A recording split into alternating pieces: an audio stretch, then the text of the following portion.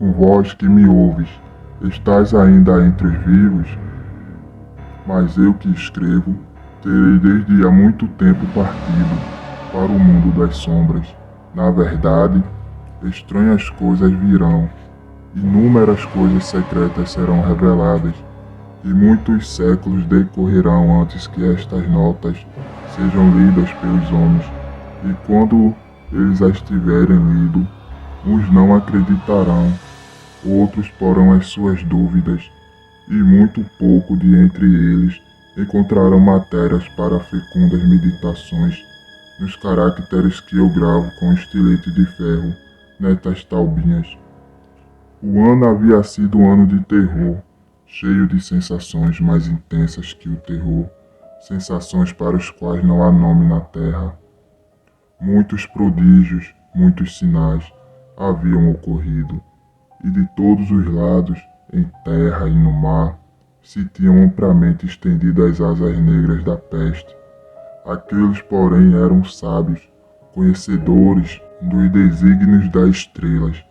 Não ignoravam que os céus prenunciavam desgraça, e para mim, o grego oino, como para outros, era evidente que atingíamos o fim desse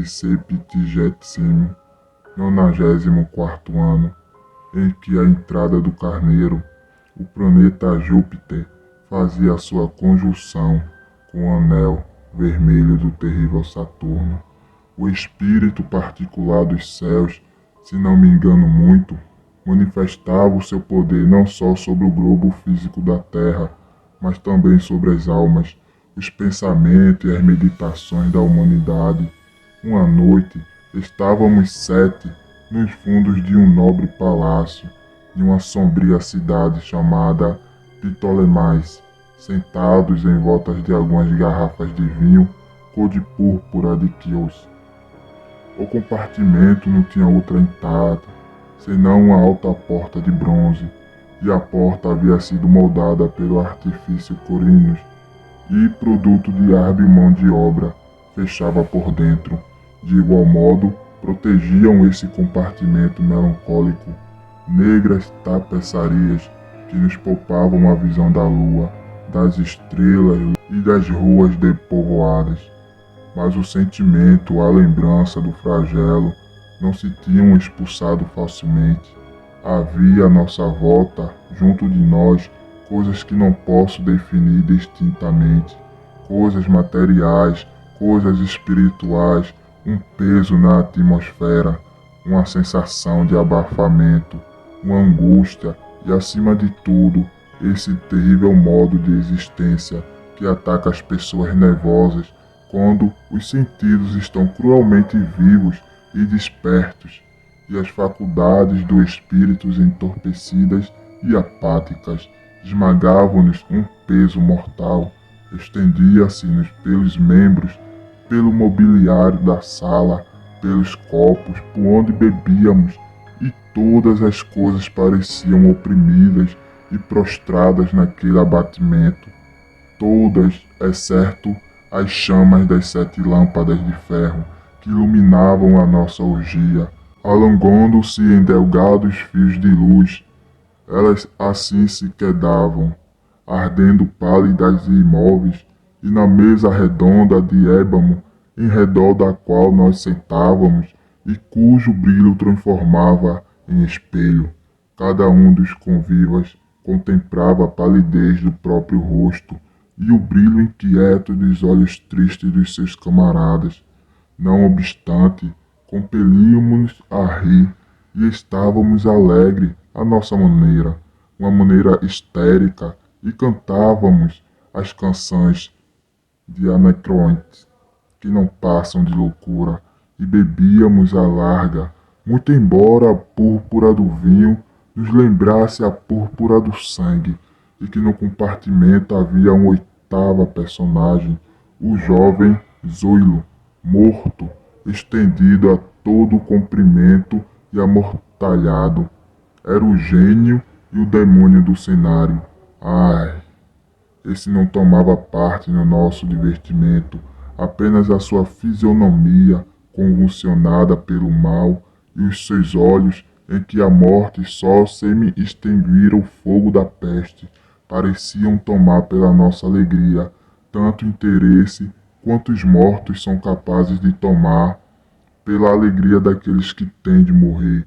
Mas embora eu, Oino, sentisse os olhos do defunto fixos em mim, a verdade é que me esforçava por não me aperceber do amargor da sua expressão, e olhando obstinadamente para as profundezas do espelho de ébano, eu cantava em voz alta e sonora as canções do poeta de Teos. Gradualmente, porém, o meu canto cessou, e os ecos, rolando ao longe por entre as negras tapeçarias do aposento, foram enfraquecendo, indistintos, e desvaneceram-se. Mas eis que do fundo dessas tapeçarias negras, onde morria o eco da canção, se ergueu uma sombra escura, indefinida, uma sombra semelhante àquela que a lua, quando está baixa no céu, pode desenhar com as formas de um corpo humano, mas não era a sombra nem de um homem, nem de um deus, nem de nenhum ser conhecido. E tremendo por instantes no meio dos reposteiros, ela ficou, enfim, visível e firme, sobre a porta de bronze, mas a sombra era vaga, sem forma, indefinida. Não era a sombra nem de um homem, nem de um deus, nem de um deus da Grécia, nem de um deus da Caldeia, nem de nenhum deus egípcio.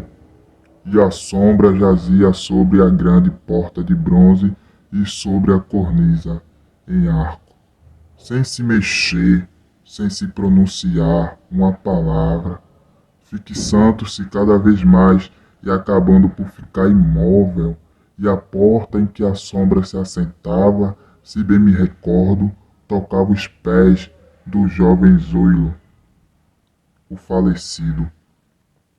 Nós, porém, os 7 companheiros, tendo visto a sombra sair dos reposteiros, não ousávamos contemplá-la de frente, baixávamos os olhos e olhamos sempre para as profundezas do espelho de ébano.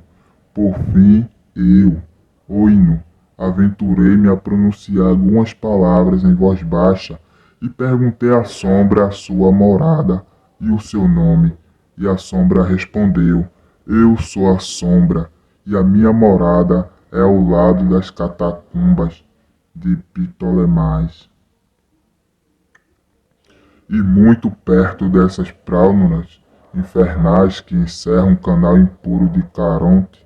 E então todos nós, os 7, erguemos horrorizados dos nossos assentos, e ali ficamos, trêmulos, arrepiados, cheios de assombro.